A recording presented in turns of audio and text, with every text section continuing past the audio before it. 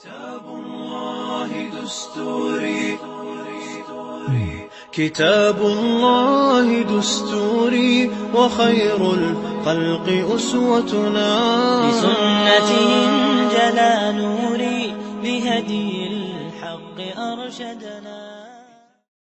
أعوذ بالله من الشيطان الرجيم. بسم الله الرحمن الرحيم. الحمد لله رب العالمين والعاقبة للمتقين ولا عدوان إلا على الظالمين والصلاة والسلام على نبينا محمد وعلى آله وصحبه والتابعين. اللهم رب اشرح لي صدري ويسر لي أمري واhlul uqdeten min lisani yefqahu qavli. İlk öncə əziz qardaşlarım, öz nəfsimi, sonra isə sizin hər birinizə Allah Azza və Cəllədən haqq təqvası ilə qorxmağı və Rasulullah sallallahu aleyhi və səlləmin yolunu tutub getməyi tövsiyə edirəm. Şübhəsiz ki, sözlərin ən doğrusu Allah Azza və Cəllənin sözü, yolların ən gözəli isə Rasulullah sallallahu aleyhi və səlləmin yoludur. Allah Azza və Cəlləyə sonsuz həmd olsun ki, Rəbbimiz bizi bu Ramazan ayına yetişdirdi.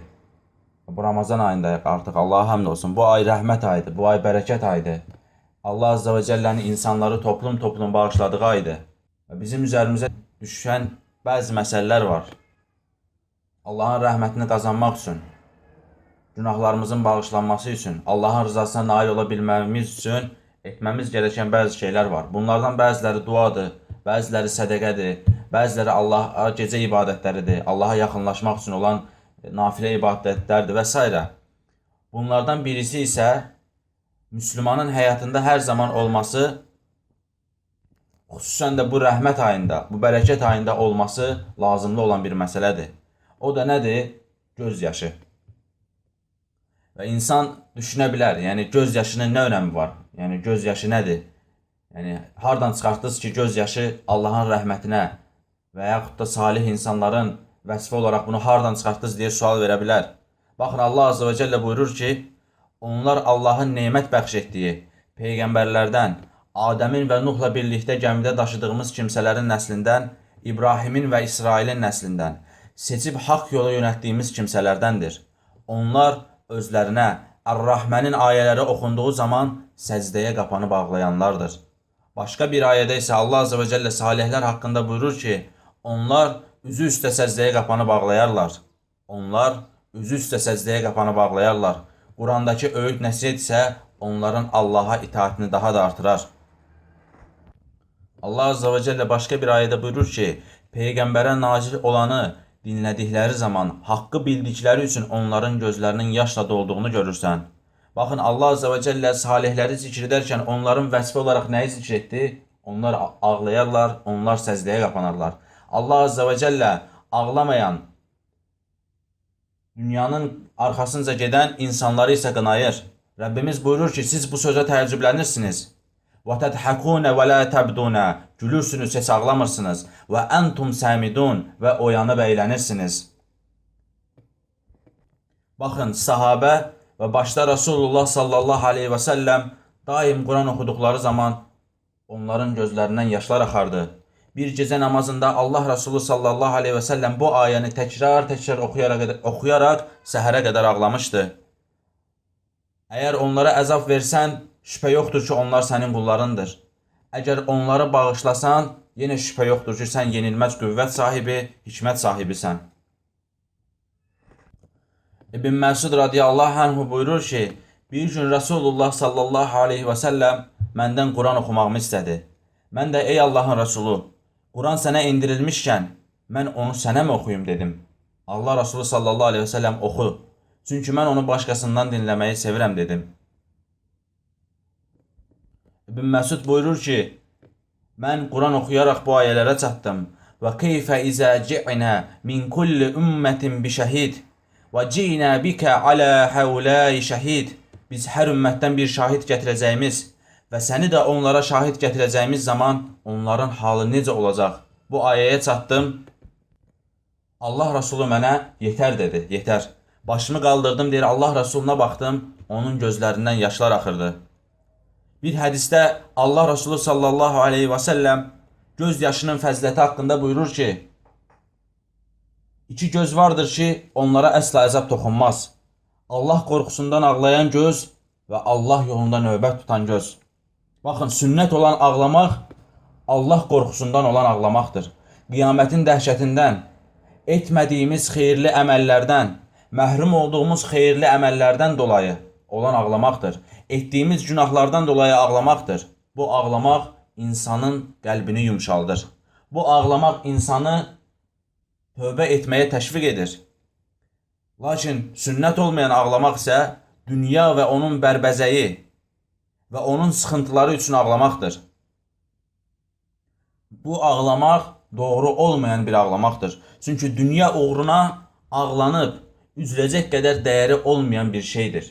Dünya uğruna ağlayıb üzüləcək qədər dəyəri olmayan bir şeydir. Ağlamaq bəs kimlərin vəsfidir?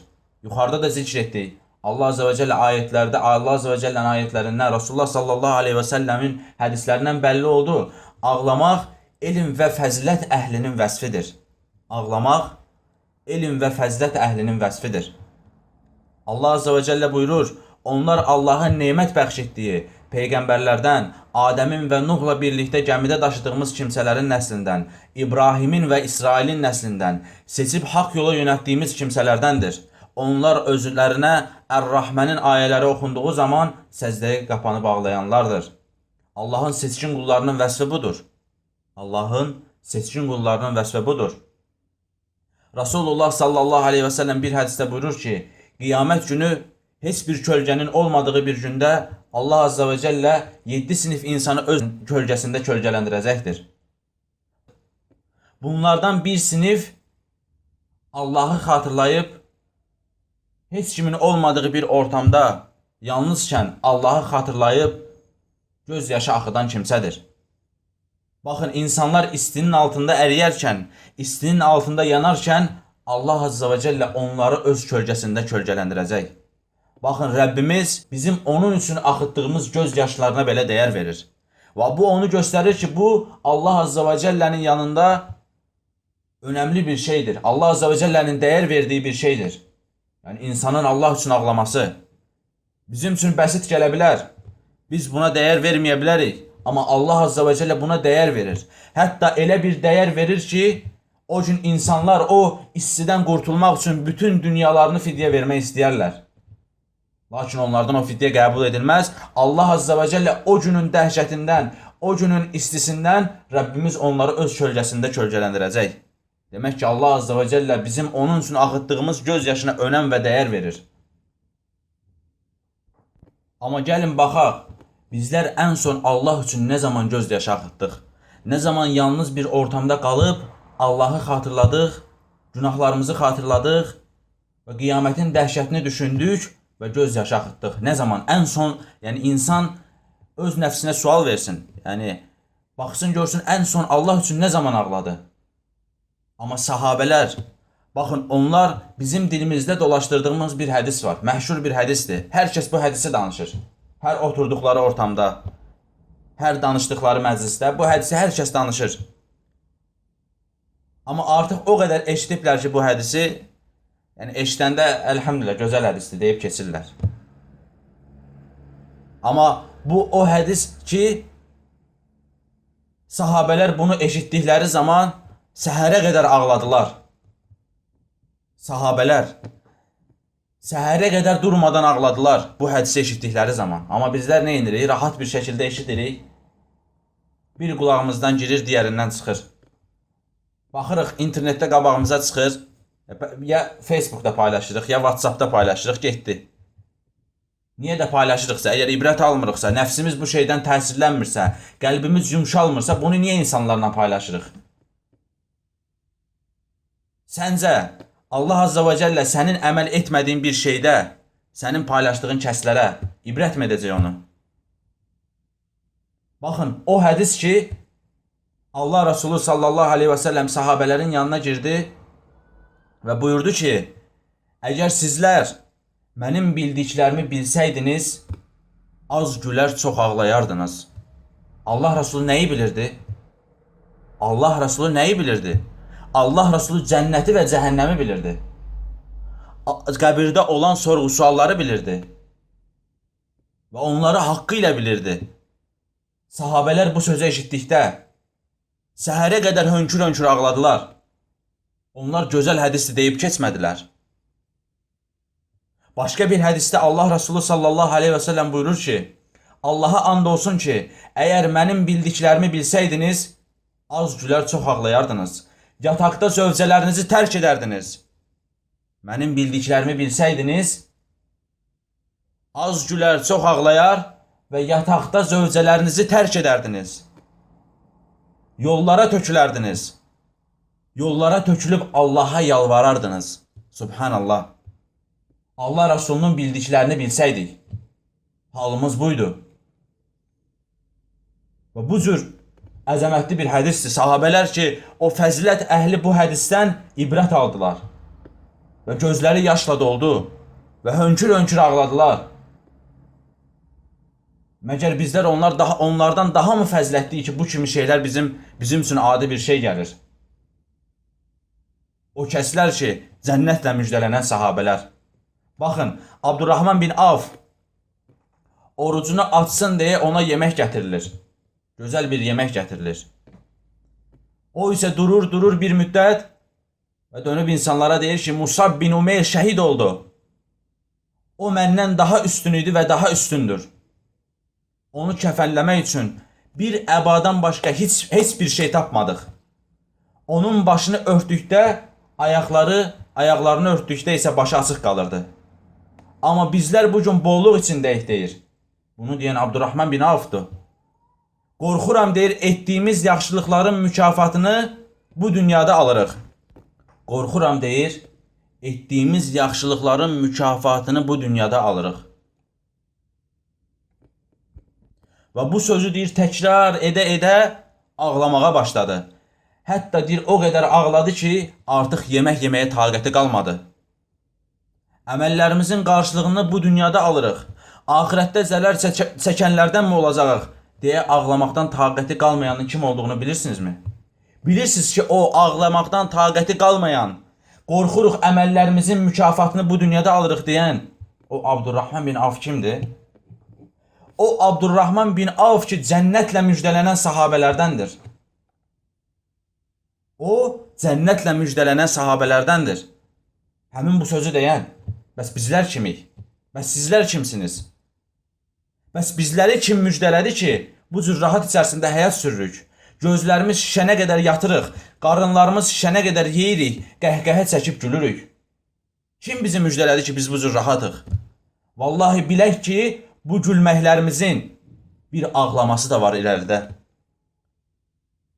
Bu gülməyimizin bir ağlaması da var. Əsl ağlaması gerəkən kimsələr onlar deyil. Cənnətlə müjdələnən insanlar da onlar. Əsl ağlaması gerəkən və gözlərinin qurumaması gerəkən insanlar bizlər olmalıyıq. Və sahabənin o demiş olduğu, o cənnətlə müjdələnmiş o sahabənin dediyi bu sözü bizlər deməliyik. Ətrafımıza baxdıqda, gözəl evimiz olduqda, gözəl maşınımız, altımızda bahalı maşınlar olanda, əlimizdə bahalı telefon olanda, bizlər bu sözü deməliyik. Evimizin əşyaları ən lüks əşyalar olanda bizlər deməliyik ki, qorxuruq əməllərimizin qarşılığını bu dünyada alaq. Bizlər bu sözü deməliyik. Bu cür lüks həyatı görəndə. Amma onlar deyirdi o sözü. Bizlər çox rahatıq. Bizlər sanki cənnətlə müjdələnmiş insanlarıq. Yer üzündə elə gəzirik. İnsanlara üstdən aşağı baxırıq. Əməl edən insanları qınayırıq. Xeyirli insanları qınayırıq. Amma özümüzü unuduruq. Baxın, sələfdən birisi buyurur ki, mən bir gün deyir, bir alimin dərsinə getdim. Və onun yanında diz söktüm, oturdum, onu dinlədim. Həmin o şeyx deyir, bir şey oxuyurdu deyir. Və sonunda isə deyir, başını qaldırdı, belə bir söz işlətdi. Biz deyir, bəzən deyir, elə insanlara tən edirik ki, elə insanların arxasınca danışırıq ki, bəlkə də onlar illər öncə artıq cənnətlə müjdələnmişlər. Baxın, elə insanlara deyir, tən edirik ki, onlar bəlkə də illər öncə artıq cənnətlə müjdələnmişlər. Və deyir, bu sözü dedi və deyir, əlləri əsməyə başladı. Kitab əlindən düşdü və deyir, özündən getdi. Amma bizlər heç çəkinmədən, heç qorxmadan tanımadığımız, adını ancaq güclə eşitdiyimiz insanların arxasınca tən edirik. Düşünmürük, sabahsı günü düşünmürük ki, Allah Azza və Cəllənin yanında hesab verəcəyik. Allah Azza və Cəllənin qarşısına çıxdığımız zaman, ya Rabbi filan kəs bunu dedi, filan kəs bunu dedi, deyə bilməyəcəyik. Ona görə insanın Allahdan qorxması və öz əməllərinə fikrini toplaması lazımdır. Yəni, insanın vaxtı o qədərmiş ki, genişdir. Yəni, insan o qədərmiş ki, artıq çox əməllər etdi, başqalarını qınamağa çalışır. Başqalarının etmiş olduğu, hətta bəzi insanlar elə əməllərdə elə insanları qınayırlar ki, baxsan həyatına illər öncə eyni şeyi edib. Və yaxud da eyni şeyi hal-hazırda edir. Etməyibsə belə bir müddət sonra eyni şeyi edir və özünü görmür. İllər öncə qınadığı insanları. Eyni halına düşür o qınadığı insanların, amma özünü görmür. Niyə? Çünki insan artıq özünü öyrəşdirib başqalarını görməyə, özünü görməməyə. Allah Azza və Cəllə bizləri o kəslərdən etməsin. Allah Azza və Cəllə bizləri sözün ən gözəlini eşidib və sözün ən gözəlinə tabi olan qullarından etsin. Allah Resulü sallallahu aleyhi və səlləm vəfat etdikdən sonra Abu Bakr radiyallahu anhu, Ömər radiyallahu anhuya gələrək gəl gedək Ummu Eyməni ziyarət edək dedi. Çünki Resulullah sallallahu aleyhi və səlləm daim onu ziyarət edərdi. Və birlikdə onun yanına getdilər. Və ora çatdıqda gördülər ki, Ummu Eymən ağlayır. Soruşdular ki, ey Ummu Eymən, niyə ağlayırsan? Səni ağladan şey nədir? Baxın, sahabə qadın deyir ki, mən deyir, Allah Resulü sallallahu aleyhi və səlləmin ölməsində deyir, şübhəsiz ki, Allahın Rəsulü üçün yazdığı daha gözəldir. Fəqət deyir, mən ağlayıram ki, göydən vəhiy kəsildi. Mən bunun üçün ağlayıram deyir. Və Ömər radiyallahu anhu da, Abu Bakr da orada ağlamağa başlayırlar. Baxın, bu sahabə qadın nə üçün ağlayır? Göydən vəhiy kəsildi. Rasulullah sallallahu aleyhi və səlləmin ölməsinə üzülür. Niyə? Göydən vəhiy kəsildi deyə. Baxın, bugün sadəcə kişilər ağlayacaq, kişilər Allahı xatırlayacaq deyə bir şey yoxdur. Bu ümmətin qadınları da gözyaşı tökəcək. Çünki gözyaşı olan yerə Allah Azza və Cəllənin rəhməti iner. Baxın, qadınlar bəzən sual verirlər. Bizlər zikir məclisinə yığışa bilmirik. Bizlər xeyirli əməllər etmək istəyirik, edə bilmirik. Başımız dünyaya, uşağa qarışır, ev işləridir, odur, budur. Amma kişilər gedirlər, otururlar, rahat zikr edirlər, bir araya toplanırlar. Biz bunu edə bilmirik. Baxın, bir insan dünya işləri olanda, dünyalıq bir şey əldə etmək istəyəndə, gecə-gündüz onun üçün çalışır. Məsələn, adamın biri ev almaq istəyir. Nə edir? Gecə-gündüz işləyir. Adamın birisi imtahana hazırlaşır. Nə edir? Gecə yatmır. Səhərə qədər o imtahanın üstündə işləyir, gözü şişənə qədər o imtahanın üstündə çalışır. Niyə? O imtahandan keçə bilsin deyə. Bəs sonunda nə var? Sonunda dünyalıq, bəsit bir şeylər var. Müslüman bir qadın da mən imanımın artmasını istəyirəm deyirsə, mən müsəlmanlarla bir arada toplanmaq istəyirəm deyirsə, bunun üçün 12-yə qədər yatmayacaq. Bunun üçün zöhrə, günorta 2-yə kimi güclə durmayacaq. Bunun üçün işanı qıldığı an başını qoyub yatmayacaq. Nə edəcək? Allaha əl açacaq, ağlaya-ağlaya Allah Azza və Cəllədən istəyəcək. Və deyəcək ki, ey Rəbbim, bizi yaradan sənsən, bizim qəlblərimizi bilən sənsən, şeytan bizə daha qalib gəlməyə daha çox müsaitdir. Çünki bizlər zikir məclisinə toplana bilmirik. Bizlər müsəlmanlarla bir araya toplana bilmirik. Bizə yardım et.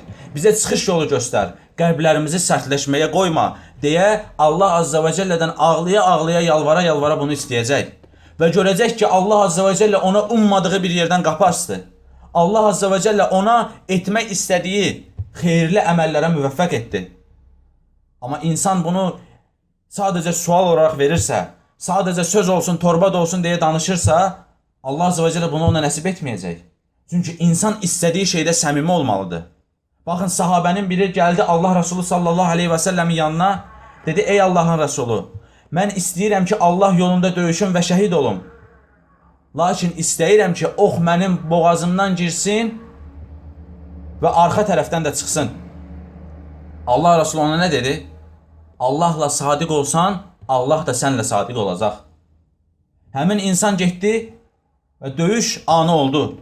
Döyüş anında həmin sahabənin şəhid olduğunu Rasulullah sallallahu aleyhi və səlləm eşitdi.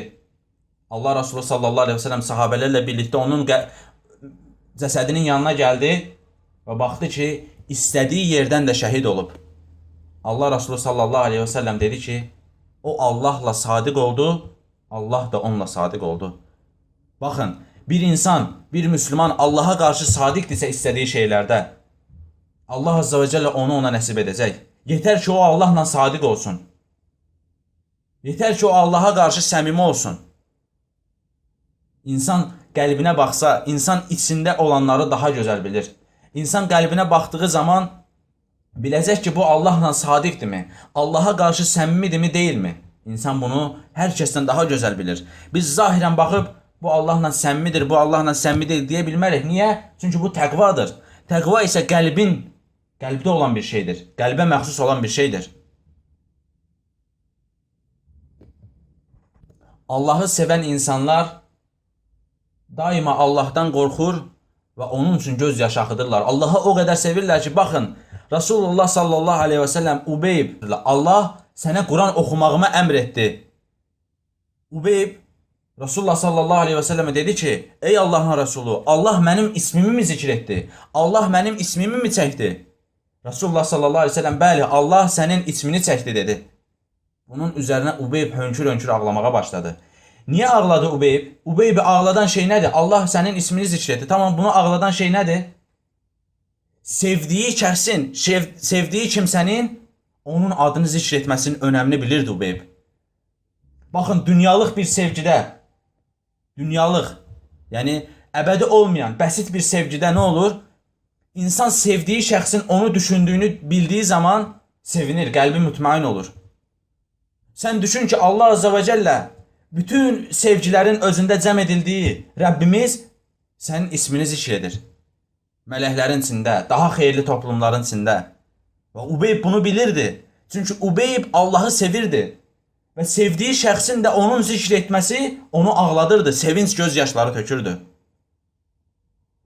Baxın, hikmətli insanların, Quranı oxuyub təfəkkür edən insanların halı budur.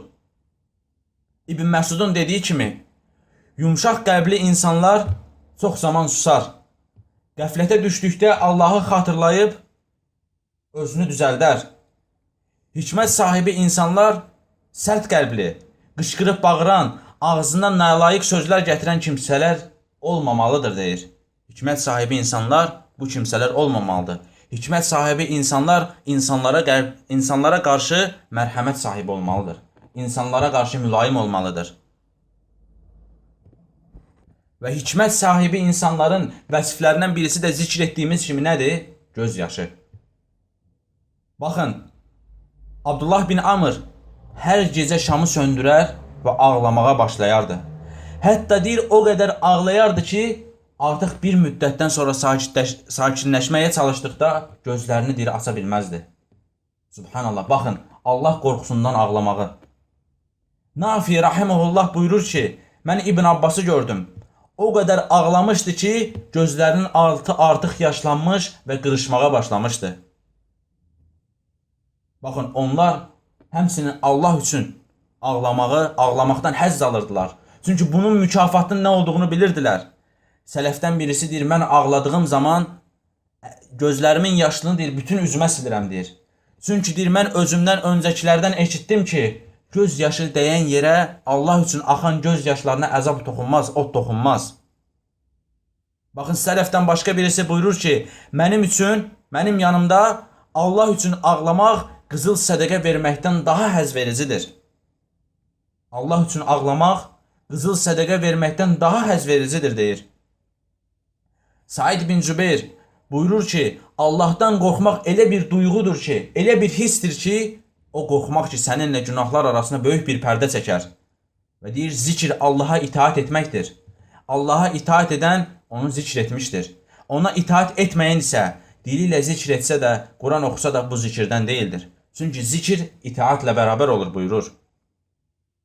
İbrahim bin İsa Həsən el-Basri haqqında buyurur ki, o daima uzun bir müddət kədərli qalar və gözlərindən yaşlar axardı.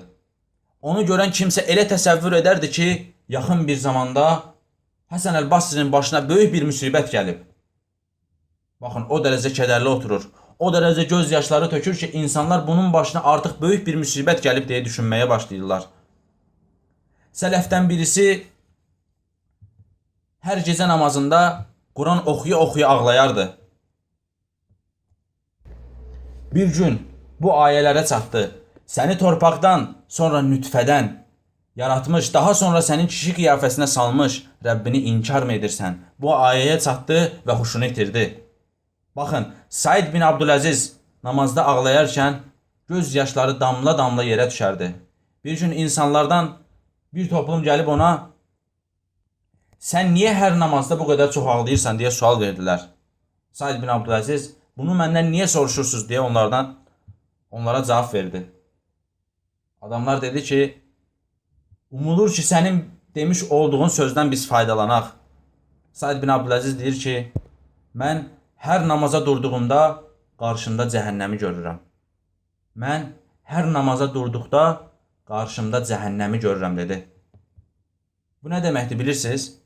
Bu o deməkdir ki, o insan namaz qılarkən Allah Azza və Cəllənin ona Quranda olan, onlar çünki ayətləri oxuyarkən onu təfəkkür edirdilər.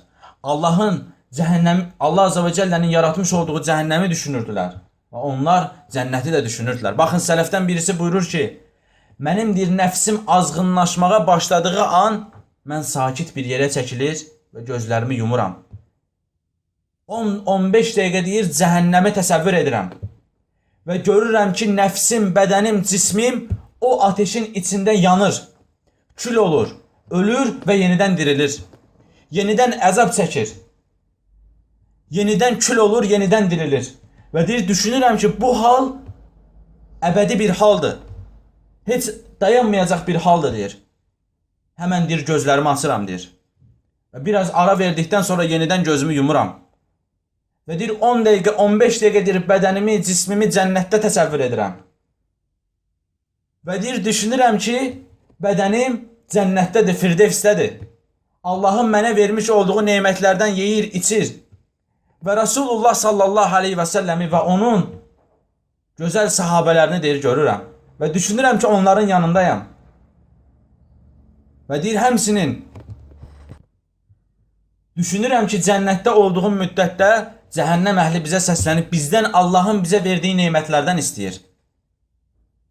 Və deyir, mən deyir, gözümü açıram, deyir.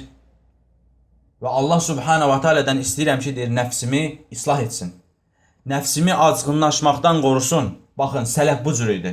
Sələf nəfsi azğınlaşdıqda öz cismini cəhənnəmdə düşünər, sonra isə cənnətdə düşünərdi. Və sonra deyir, nəfsimə dönüb deyirəm ki, ey azğınlaşan nəfsim, seç. Ya cəhənnəmi seç, ya da cənnəti seç. Əgər seçim etdinsə, deyir, və onun yolunda çalış. Seçim etdinsə, onun yolunda çalış. Baxın, insan cəhənnəm yolunu seçirsə, bunun yolu çox asandır.